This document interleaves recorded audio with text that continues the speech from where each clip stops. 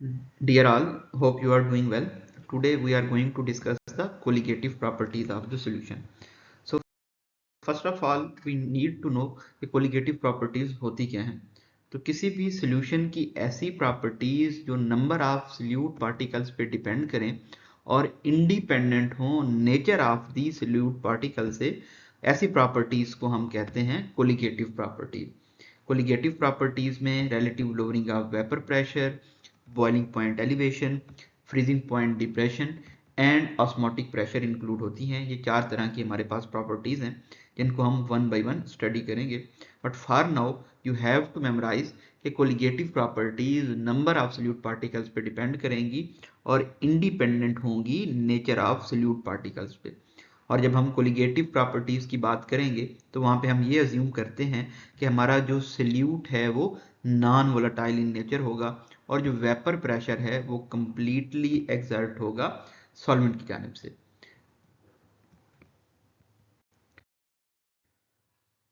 जब आप एक नॉन वोलेटाइल सॉल्यूट को किसी सॉल्वेंट के अंदर डिसॉल्व करेंगे तो जो हमारे पास कोलिगेटिव प्रॉपर्टीज हैं वंस अगेन इंडिपेंडेंट होंगी नेचर ऑफ सॉल्यूट से, लेकिन ये डिटरमिन की जाएंगी बाई कंसंट्रेशन और नंबर ऑफ सॉल्यूट पार्टिकल से. तो इस तरह की प्रॉपर्टीज को कोलिगेटिव प्रॉपर्टी कहते हैं.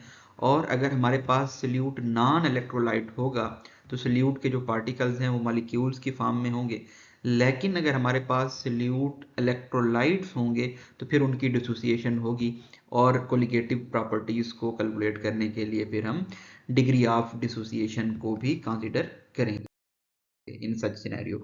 तो पहली कोलिगेटिव प्रॉपर्टी हमारे पास है relative lowering in the vapour pressure, यानी कि वेपर प्रेशर का कम हो जाना. जब आप एक नॉन वोलेटाइल सॉल्यूट को किसी वोलेटाइल सॉल्वेंट के अंदर डालते हैं तो जो वेपर प्रेशर है वो कम हो जाता है.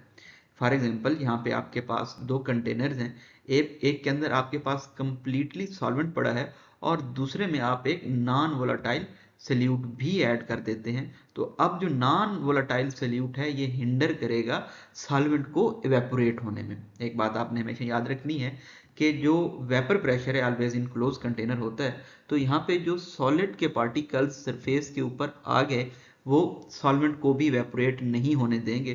That's why relative lowering in vapour pressure होगा. रिलेटिव का मतलब with relation to the something. So solute reduces the escaping tendency of the solvent और राउट्स लॉ की बेसिस पे जो वेपर प्रेशर है सॉल्यूशन का जिसके अंदर नॉन वोलेटाइल सॉल्यूट हो वो वेपर प्रेशर क्या हो जाएगा, कम हो जाएगा. तो इसके लिए हम सिंपल राउट्स लॉ को अगर इंप्लीमेंट कहें तो हम कहते हैं कि जो वेपर प्रेशर है कंपोनेंट ए का पार्शियल वेपर प्रेशर ये किसकी वजह से होगा, सिर्फ प्योर कंपोनेंट या प्योर सॉल्वेंट की वजह से होगा times the mole fraction of solvent in a solution. यहाँ पे अपार्ट फ्रॉम दैट हम कहते हैं कि जो सोल्यूट अंडर डिस्कशन है उसको हम नॉन वोलेटाइल लेंगे. ये पहली शर्त है कोलिगेटिव प्रॉपर्टीज को स्टडी करने की. एंड अपार्ट फ्रॉम दैट आपने ये भी याद रखना है कि जो सम है मोल फ्रैक्शंस का, मोल फ्रैक्शन ऑफ कंपोनेंट 1 2 या जितने भी इसके अंदर कंपोनेंट्स हो उनका जो सम है that will always equal to the unity 1 के बराबर ये हमेशा रहेगा. इसके लिए जो हमारे पास इक्वेशन आती है देयर इज कंप्लीट डेरिवेटाइजेशन, उसकी तरफ हम नहीं जाएंगे, लेकिन simply P not minus P जो है ये लोअरिंग ऑफ वेपर प्रेशर को इंडिकेट कर रहे हैं. पी नॉट वन क्या है, कंपोनेंट का वेपर प्रेशर है, प्योर सॉल्वेंट का वेपर प्रेशर है. सो अगर हम इसको विद रिलेशन टू देखें P not one divided by P not one के रिलेशन में देखें तो तब हम कहते हैं delta P divided by P not one is the relative lowering in the vapor pressure, and relative lowering in vapor pressure is always equivalent to the mole fraction x2. तो यहाँ पे अगर आप देखें ये मोल फ्रैक्शन जो है x2 ये सल्यूट की मोल फ्रैक्शन को इंडिकेट कर रही है कि नंबर ऑफ सल्यूट पार्टिकल्स जो हमारे पास मौजूद होंगे किसी सोल्यूशन में. और स्टार्ट में हमने यही बात की थी कि जो कोलिगेटिव प्रॉपर्टीज हैं they always depend upon the number of the solute particles.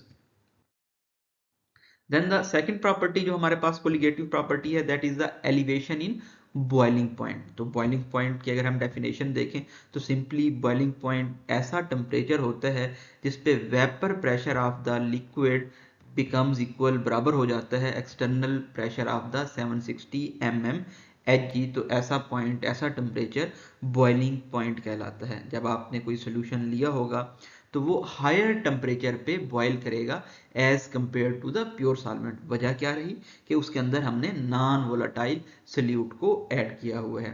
तो यहाँ पे हमारे पास इक्वेशन है डेल्टा टी बी जो है ये इंडिकेट कर रहा है एलिवेशन इन बॉइलिंग पॉइंट को।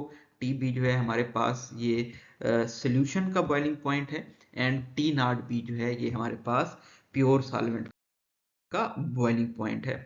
और डेल्टा टी बी को एलिवेशन इन बॉइलिंग पॉइंट या मोलल एलिवेशन कांस्टेंट या फिर बिलियोस्कोपिक कांस्टेंट भी बोलते हैं। अगर हम इस ग्राफ के थ्रू समझने की कोशिश करें एलिवेशन इन बॉइलिंग पॉइंट को, तो ये हमारे पास जो है सॉल्वेंट का जो है ये वेपर प्रेशर है। और वेपर प्रेशर हमारे पास क्या था, ऐसा टेम्परेचर जिस पे 760 mm Hg के बराबर हो जाते हैं, वेपर्स बनना स्टार्ट होते हैं।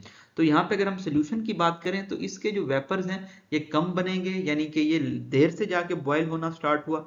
देन हमने इस लाइन को एक्सट्रैपोलेट किया यहाँ पे, ये हमारे पास जो है सोल्यूशन का बॉइलिंग पॉइंट है जिसको हमने टी बी से इंडिकेट किया था, और ये हमारे पास है यहाँ पे जो लाइन है ये सॉल्वेंट को इंडिकेट कर रही है। तो T B minus T naught, तो ये हमारे पास बन जाता है elevation in the boiling point. Third जो कैरेक्टरिस्टिक्स है हमारे पास that is the depression in freezing point. Normal freezing point की अगर हम डेफिनेशन की बात करें तो ऐसा टेम्परेचर होता है जिसपे सॉलिड और लिक्विड फेसेस इक्विलिब्रियम पे एग्जिस्ट करती हैं under the pressure of 1 atm। तो जब आप एक नॉन वोलेटाइल सोल्यूट को ऐड कर देते हैं किसी सॉल्वेंट के अंदर, तो उसका जो फ्रीजिंग पॉइंट है सोल्यूशन का वो कम हो जाता है as compare to the solvent. तो यहाँ पे अगर हम देखें इसको समझने की कोशिश करें तो यहाँ पे जो हमारे पास है ये हमारे पास जो डॉटेड लाइन है ये शो कर रही है जी vapour pressure of the solution को, और ये जो लाइन है हमारे पास ये शो कर रही है हमारे पास vapour pressure of the solvent को, या प्योर यहाँ पे उन्होंने वाटर लिया हुआ है इसको इंडिकेट कर रही है। तो इस इक्वेशन को तो आप ऑलरेडी समझते हैं, यहाँ से हमने एक्सट्रैपोलेट जब लाइन की थी तो हमने यहाँ से डिटरमिन किया था एलिवेशन इन बॉइलिंग पॉइंट। तो एक ऐसा पॉइंट होगा जहाँ पे जाके ये दोनों जाके मिल रहे होंगे। तो यहाँ पे हमारे पास जो है जो फ्रीजिंग पॉइंट है ये हमारे पास टी नॉट एफ जो है ये इंडिकेट कर रहा है freezing point of the pure solvent को, और जो हमारा सोल्यूशन है ये थोड़ा देर से जाके फ्रीज होता है as compare to the pure solvent, तो ये इंडिकेट कर रहा है जो सोल्यूशन का है। So T naught F minus T जो है ये हमारे पास आ जाएगा depression in the freezing point. Then the last property osmotic pressure होती है।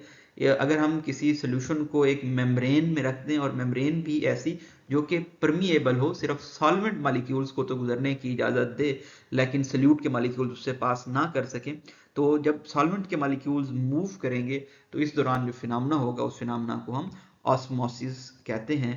और ये जो बैरियर है परमिट करता है सिर्फ सॉल्वेंट के मॉलिक्यूल को गुजरने से, और ये बैरियर सेमी परमिएबल मेम्ब्रेन होती है। और सेमी परमिएबल मेम्ब्रेन की एक एग्जांपल भी यहाँ पे दी गई है, cellophane membrane is called the semi permeable membrane. तो यहाँ से हम ऑस्मोसिस सारा डिटरमिन करते हैं। So osmosis in some cases is believed to involve the passage of solvent through the membrane. In other cases, the membrane may act as a sieve having pore size sufficiently large to allow passage of solvent, but not the solute molecules. वही जो सारी बातें हमने की, again यहाँ पे उनकी elaboration दी गई है। जब आपने एक नॉन वोलेटाइल सोल्यूट को ऐड कर लिया किसी सॉल्वेंट के अंदर, तो वेपर प्रेशर हम जानते हैं ये चेंज हो रहा है, कम हो रहा है सोल्यूशन का। तो दैट्स वाई इस के बाद जो प्रेशर एक्सर्ट होगा ये ऐसा प्रेशर जो कि मूवमेंट ऑफ सॉल्वेंट मॉलिक्यूल्स को रोकेगा। यहाँ पे अगर हम डायग्राम में देख सकें, सॉरी डायग्राम में वापस हम नहीं जा सकते। सो जो प्रेशर यहाँ पे एक्सर्ट होगा that will be called the osmotic pressure. So applications in pharmacy की बात करें इन तमाम प्रॉपर्टीज की, सॉल्यूशंस की, तो ड्रग सॉल्युबिलिटी एंड बायोअवेलेबिलिटी में इंतहाई अहम रोल रहता है। इन तमाम प्रॉपर्टीज़ का, और इन्हीं से हम देख रहे होते हैं। लिक्विड डोजेज फॉर्म बनाने की तरफ जाते हैं तो सॉल्यूशंस में हमारे पास syrups, elixirs, injectables, eye drops and mouth washes होते हैं। स्टेबिलिटी एंड प्रिजर्वेशन में बफर सिस्टम को हम सॉल्यूशन से समझने की कोशिश करते हैं। अगेन को solvents also exist here. Control release भी है, जो पीएच एडजस्टमेंट हो गया, इन तमाम चीज़ों को हम असेस कर रहे होते हैं सॉल्यूशन के पार्ट से।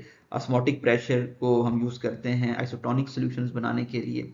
Freezing point depression is desired for calculating the tonicity and specifically जो है हमारे आईवी फ्लूइड्स हो गए, आई ड्रॉप्स हो गए, इनके लिए boiling point elevation and vapour pressure lowering is required for lyophilisation.